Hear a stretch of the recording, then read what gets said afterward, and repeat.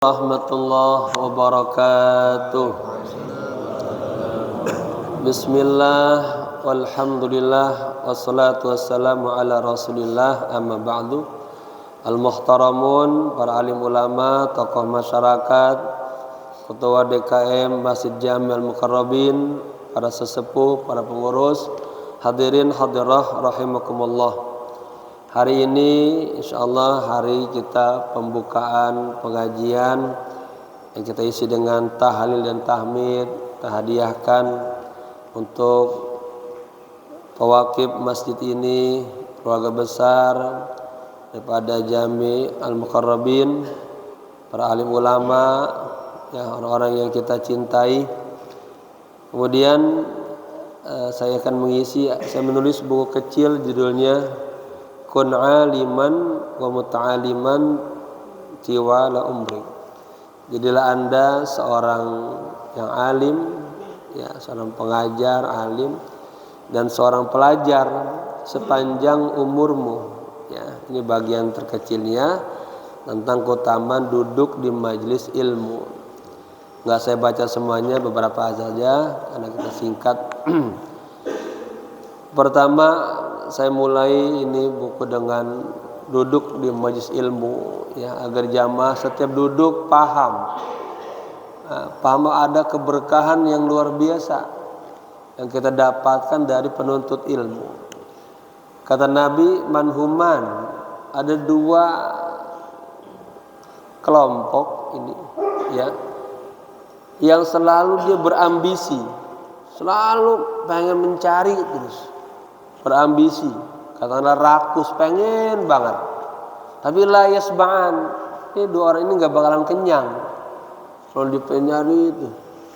Pertama, talibu ilmin, penuntut ilmu.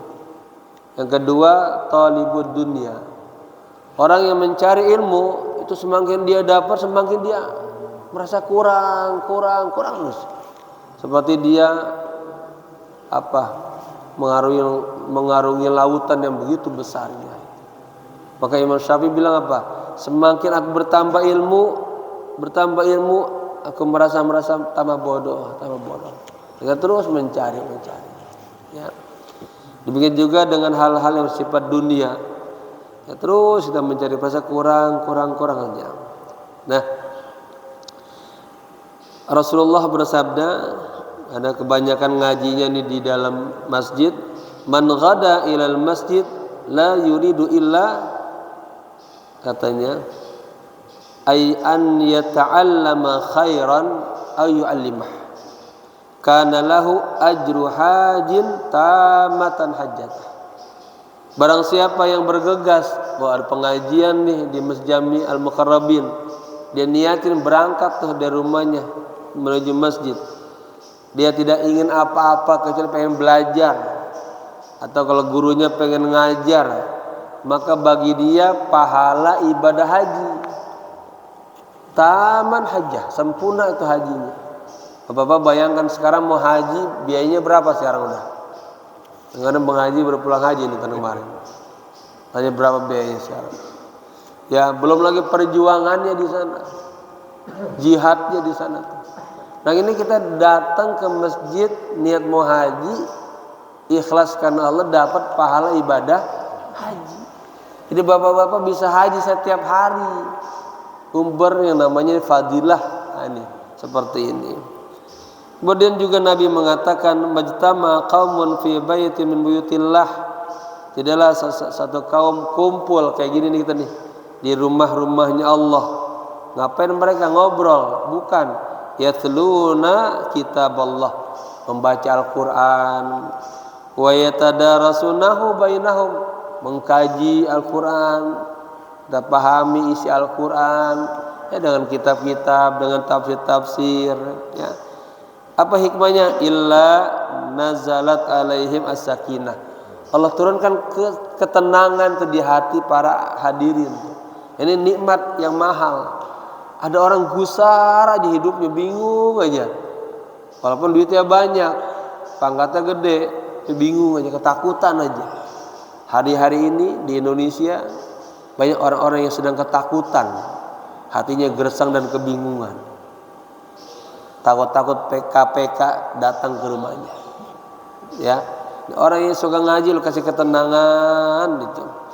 Wa ghasyiyatuhumur rahmah, Allah bersihkan rasa kasih sayang di hatinya. Tentram, enak, nyaman gitu. Wa haffathumul malaikah, malaikat selalu mendoakannya. Wa dzakarahumullahu fi ma indah, dan dia nanti akan disebutkan ya di sisi Allah, selalu diingat Allah, dikenang oleh Allah. Kemudian kita sering dengar juga sebuah hadis, man salaka tariqan yaltamisu bihi ilman yassarallahu lahu bihi tariqan ilal jannah. Barang siapa yang menempuh jalan pengen nutut ilmu, itu sebetulnya apa? Dia sedang Allah mudahkan jalan menuju surga. Nah, kita kan ini ibadah, doa, pengen surga. Maka ini kita nutut ilmu, ketika kita jalan itu juga yassarallahu lahu bihi tariqan ilal jannah. Lalu hadis yang berikutnya, man salaka tariqan yabtaghi fihi ilman sahalallahu bihi lahu bihi tariqan ilal jannah. Hampir sama ini ya. Barang siapa yang menuju ya berjalan semata-mata pengen ilmu, Allah mudahkan jalannya menuju surga. Kemudian ini ada berita yang sangat menggembirakan. Saya kalau baca ini sedang ini. Kata Nabi apa? Huduru majlisil ilmi afdalu min salati alfi rakaatin. Subhanallah. Duduk hadir di majlis ilmu itu lebih utama ya daripada apa? Salat 1000 rakaat. Bapak-bapak pernah nggak ngalamin salat 1000 rakaat? Kita salat tarawih aja mungkin terasa udah pengen, kalau bisa imamnya cepetan. Ya, ini 1000 rakaat subhanallah. Ya. Kalau tahajud paling kita berapa rakaat? 12 rakaat paling ya. Ini 2. Dan juga lebih baik dari apa? Katanya ibadatu alfi maridin. Tuh, iyadatu alfi maridin, daripada menjenguk 1000 orang yang sakit. Itu kata Nabi apa? Kata Allah disebutnya. Kalau engkau tengokin dia, engkau akan dapatkan aku di sana, kata Allah. Tetangga kita sakit, harus kita tengokin, kita jenguk itu. Nah ini duduk di majelis ilmu lebih baik daripada menjenguk 1000 orang yang sakit. Coba bapak-bapak ngitung udah berapa kali menjenguk orang sakit dari mulai kita hidup dah ya. Paling hanya baru ratusan ada binatang ya. Ratusan ini 1000. Kemudian juga dikatakan lebih baik dari hudur alfi janazah. Kita menghadiri setiap orang meninggal, kita tengokin, kita hadirin, kita ikut mensolatkan sampai menguburkan itu. Coba berapa kali itu? Nah, makanya duduk seperti ini nih kelihatannya biasa tapi punya nilai yang sangat berharga di sisi Allah. Lalu saya sebutkan ketika saya mau ke Mesir, saya ingat banget tuh. Ya, saya dengar hadis, kalau nggak salah hadis Syekh Jupri. Kita kenal ya, Syekh Jupri dulu kan sorbannya hijau terus tuh mana-mana. Orang gemuk udah dicondet. Itu ceramah ketika saya mau safar perjalanan itu di Tambun, diundang oleh kiai saya Kiai Daung Anwar ya. Beliau menyetir hadis ini, innallaha ta'ala qad takaffala li talibil ilmi rizqahu. Sesungguhnya Allah akan menjamin bagi penuntut ilmu apa? Rizkinya. Jadi bapak-bapak, anak kita yang belajar tuh insya Allah membawa keberkahan kita orang tua. Kita ini yang sudah seumuran ini masih belajar, itu insya Allah rezekinya juga Allah kasih mudah, gampang. Ya, maka saya sarankan kepada orang-orang yang sudah bekerja di mana-mana, sempatkan ada waktunya istiqamah untuk hadir duduk di majelis ilmu. Kenapa? Mendatangkan rezeki. Ya. Kemudian Muaz bin Jabal mengatakan, belajarlah. Sesungguhnya mempelajari ilmu itu ya yang lillah, itu bentuk ketakutan kita kepada Allah. Mencari ilmu punya nilai ibadah. Memutolaah, ulang-ulang terus mengkaji itu punya nilai tasbih. seperti bapak tasbih subhanallah subhanallah subhanallah. Wal bahtsu anhu jihad, kita mencari ilmu kemana-mana, kita hadiri majelis ilmu, ada masalah kita tanya sama ulama, kita bedah kitab, itu dikatakan apa? Jihadun. Wa ta'limuhu liman la ya'lamuhu sadaqah, ngajarin ilmu kepada orang yang kagak tahu nilai sedekah. Ya. Kemudian wa badluhu li ahlihi kurbah. Nah, ini yang paling saya senang ini.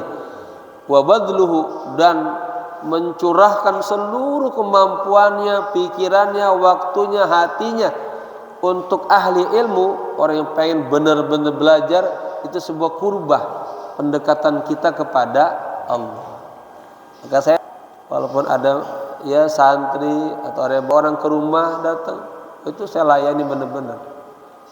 Ya, kan itu di situ mungkin kurbah saya bersama Allah. Mungkin saya qiyamul lailnya kurang, puasanya kurang, sedekah saya kurang. Nah, sedekah saya dengan ilmu ini sebagai kurbah. Makanya Thariqah Syadziliyah itu kalau melihat ada satu orang nih firasatnya jadi orang hebat nih, itu diuber ke ujung dunia, diajarin. Ya, kenapa dia pengen kurbah? Wa huwal anisu fil wihda wa sahibu fil khulq. Ilmu itu teman dalam kesendirian, teman dalam kesepian. Ya. Kemudian ini ada sebuah hal yang juga menyenangkan nih. Kata Imam Abul Lais, man jalasa 'indal 'alim wa lam yaqdir, katanya. Atau walam yaqdar ala hifdzi syai'in minal ilmi nala sab'a karamat. Barang siapa yang duduk bersama orang alim, kan kata Nabi apa? Alaikum bimujalasatil ulama wastimai kalamil hukama. Hendaklah Anda duduk bersama ulama dan dengerin nasihat-nasihatnya. Ini barang siapa yang duduk di sisi orang alim, tapi dia apa? Kagak bisa menangkap tuh apa yang disampaikan oleh gurunya, yang nggak dapat lah belajarannya. Katanya nala sab'a karamat, orang itu akan mendapatkan 7 kemuliaan. Bapak ngaji nih, kita biasanya ngaji kitab apa? Sejarah perspektif tasawuf karangan Syekh Abu Zaid.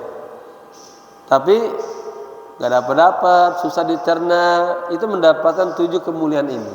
Yang pertama katanya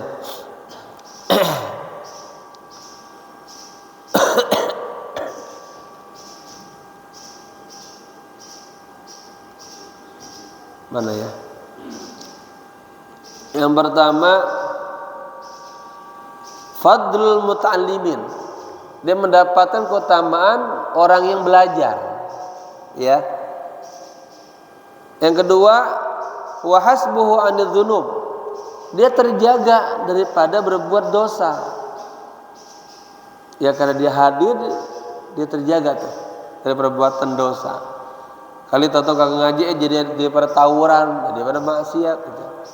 Kemudian yang ketiga nuzulur rahmah alaihi, katanya hala khurujihi min baitihi, akan turun rahmat kepadanya ketika dia mulai keluar dari rumahnya. Bapak tuh, ya. Fa idza nazalatir rahmah ala ahli halaqah hasala lahu nasibun. Nah, ini bapak-bapak ini di sini nih Allah turunkan rahmat nih. Ketika Allah turunkan rahmat dalam halaqah ini, dia dapat bagian rahmatnya lagi. Ya. Wa yuktabu lahu ta'atan ma dama mustami'an. Dan akan dicatat dia sebagai orang-orang yang melakukan ketaatan kepada Allah selama dia ngedengerin, kagak ngobrol. Kan ada ya, lagi pengajian kayaknya ngobrol, dia masih ngobrol lagi. Dapat tuh. Selama dia dengerin, ya dapat tuh.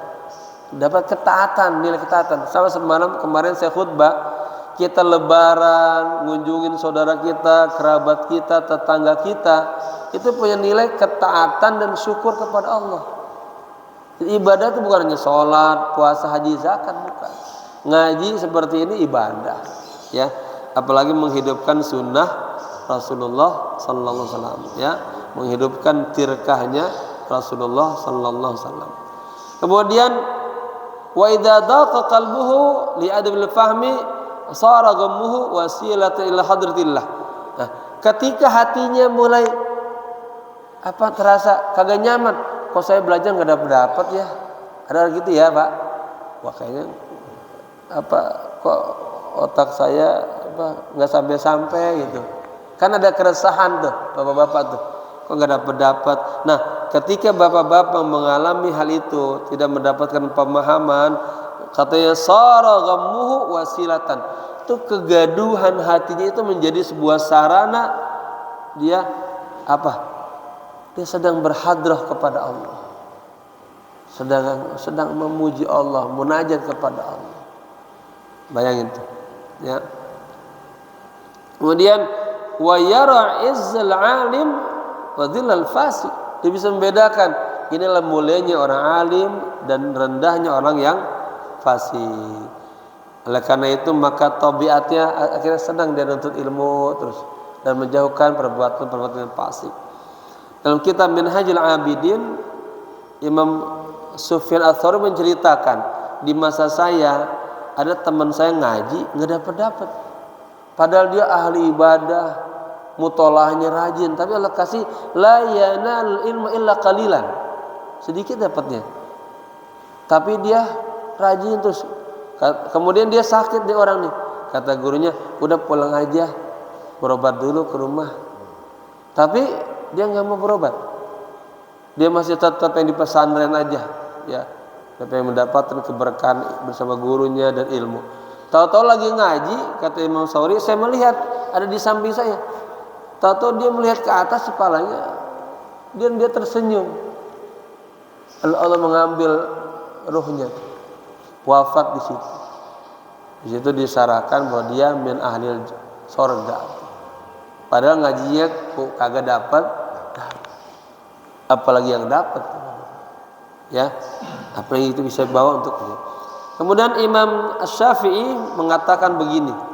Nah, ini kita semuanya. Mujalasatu salihin tuhawiluka min sittah ila sittah. Ya, saya sedang menggarap buku judulnya ini, Rahasia Orang-orang Saleh. Sama kebiasaan orang-orang saleh, ya. Duduk bersama orang-orang saleh, kata Imam Syafi'i, akan merubah Anda dari 6 kondisi kepada 6 kondisi yang lebih baik. Pertama, minasyakki ila ikhlas, dari rasa keraguan-raguan kepada ikhlas. Ada cerita yang menarik tentang Abul Abbas Al-Mursi. Ini Syekh Tariqah setelah Imam Abul Hasan Asy-Syadzili. Ya, beliau ngajar di Masjid Al-Azhar. Pada saat itu pengarang kitab Al-Hikam, Syekh Imam Ibnu Athaillah Iskandari, ini orang alim tapi baru ahli fikih, belum tasawuf. Ya udah alim juga. Itu beliau hadir di majlis beliau. Niatnya apa? Datang pengen mengkritik. Ya, di mana kesalahannya? Nanti saya sebutkan di sini. Orang datang tuh ke majlis ilmu itu niatnya baik, ya, dan merasa fakir, nggak punya apa-apa gitu. Bersihkan hatinya, nanti Allah kasih ilmu. Jangan datang niat jelek, apalagi merasa udah punya ilmu, jangan. Ya. Ini beliau datang pengen mengkritik. Dia duduk yang paling belakang, dia dengerin. Dia mau catat mana kesalahannya nih. Dia pengen viralin lah gitu. Dari pertama duduk kagak ada pun satu yang dia dengar salah. Pada Syekh kagak menyetir hadis, kagak menyetir ayat, hanya kalamnya saja. Tapi kandungannya kandungan Al-Quran nahan hadis. Hari kedua duduknya majuan sedikit ke depan, dia dengerin, kagak ada yang salah. Besok datang lagi, lebih maju lagi duduknya. Terus begitu sampai terakhir dia duduknya paling depan. Lihat, dari ghadab, dari benci sampai jadi cinta sama guru. Lalu sudah selesai pengajian, semuanya bubar, beliau masih belum bubar, masih terdengar aura itu, asli ngaji. Baru dibangun, disadari, udah nggak ada orang. Apa ya? Dari ghadab, dari marah, benci sampai cinta kepada. Nah, itu dia mendapatkan jazabat inayah ilahiyah saja, taufik hidayah. Nah, kalau gitu luar biasa. Kemudian minar riya ila ikhlas. Orang yang hadir di majelis ilmu bersama orang saleh, tadinya amalnya riya terus, berbuat dikit aja pengen orang tahu, ya, sampai kepada ikhlas. Minal ghaflah ila dzikr, dari lalai kepada ingat kepada Allah. Nah, karena sering diingetin. Minar raghbati fid dunya ila raghbah fil akhirah, ya, daripada cinta kepada dunia berubah cinta kepada akhirat. Minal kibri ila tawadu, ini penting, berubah sikap dari sombong, dia hadir di majelis ilmu sampai jadi orang yang tawadu. Yang keenam, yang terakhir, min su'in niyah ilal khair, dari niat yang jelek, ya, kepada niat yang baik, berubah tuh. Berubah. Jamaah sekalian, ini adalah gambaran yang kata Abu Hurairah adalah apa? Makasih Bapak. Gambaran ini adalah peninggalan Rasulullah. Kita pernah ngaji dalam kitab itu ada keterangan, ya, ketika Abu Hurairah pengen ke pasar melihat di masjid ini ada Imam Ali saja dan beberapa sahabat yang lagi pada musyawarah ilmu, baca Quran, berzikir. Sedikit banget orangnya. Beliau terus jalan ke pasar. Ke pasar dilihat orang penuh. Kata beliau apa? Ayyuhan nas, ya ahlas suq, wahai penduduk pasar, orang pasar. Kok ente masih di sini aja sih? Lah emang kenapa? Itu tuh di Masjid Nabawi sedang dibagi-bagikan sembako. Di Masjid Nabawi lagi ada apa? Ada peninggalan Rasulullah. Pikiran sahabat masih ada harta rampasan perang. Kalau kitanya nih Pak Ustadz datang ke pasar, itu tuh di Masjid Jami Al-Muqarrabin sedang dibagi-bagiin amplop sembako begitu. Nah, itu sepasar lari semua ke masjid. Dilihatin kagak ada apa-apaan. Ya Abu Hurairah, maqul talana, katanya, Abu Hurairah, apa yang kau sampaikan kepada kami? Emang kenapa? Apa yang Anda lihat? Kagak ada pembagian sembako, enggak ada pembagian amplop. Yang Anda lihat apa? Hanya ada Imam Ali lagi ngajar. Di sana dia baca Quran, di sana dia baca zikir. Apa kata beliau? Hadza huwa mirasu Rasulillah. Itulah peninggalan Rasulullah. Innama nahnu, ya, belum menyetir hadis, masyarul anbiya la nurisu dirhaman wala dinaran. Kami para nabi tidak apa? Meninggalkan dinar, dirham, dolar kalau sekarang ya. Saudi real, di Eropa euro, kita apa? Rupiah. Para kiai ulama kagak ninggalin kontrakan, gak ninggalin uang, tapi dengan ilmu dan cahaya. Saya bilang sama anak saya, yang seandainya saya punya kontrakan, mungkin akan turun ke anak saya, ya, punya mobil akan turun ke anak saya. Tapi ilmu, dia kagak belajar bener-bener, bita'allum wa tadarrus, agak kalian dapat ilmu. Ilmu bitta'allum wa tadarrus. Yang terakhir saya tutup dengan tema al-ilmu ibadatul anbiya wal mursalin. Jadi ilmu itu adalah, nuntut ilmu itu ibadahnya para nabi dan mursalin. Jadi para nabi dan mursalin diberikan keterangan ma ibadatul anbiya wal mursalin, katanya. Apa itu ibadahnya para anbiya dan para mursalin? Ibadatuhum hiyallati qala Allah azza wa jalla lahu fiha. Ibadahnya para anbiya selalu berdoa apa? Wa qulir rabbi zidni ilma. Ya Allah, tambahkanlah ilmu kepadaku. Makanya guru saya ngajarin apa? sering-sering baca doa Allahumma zidna ilman walhiqna bis salihin. Udah bahagia dan selamat dah. Ya Allah, tambahin saya ilmu dan dekatkan saya selalu bersama dengan orang-orang saleh. Dan Allah mengatakan kunu ma'asiddiqin, hendaknya Anda duduk bareng bersama para siddiqin, orang-orang saleh, ya. Dengan begitu akan mendapatkan keberkahan dunia dan akhirat. Jamaah, ini bisa saya sampaikan. Kita tutup dengan doa. Mau aja doa ya.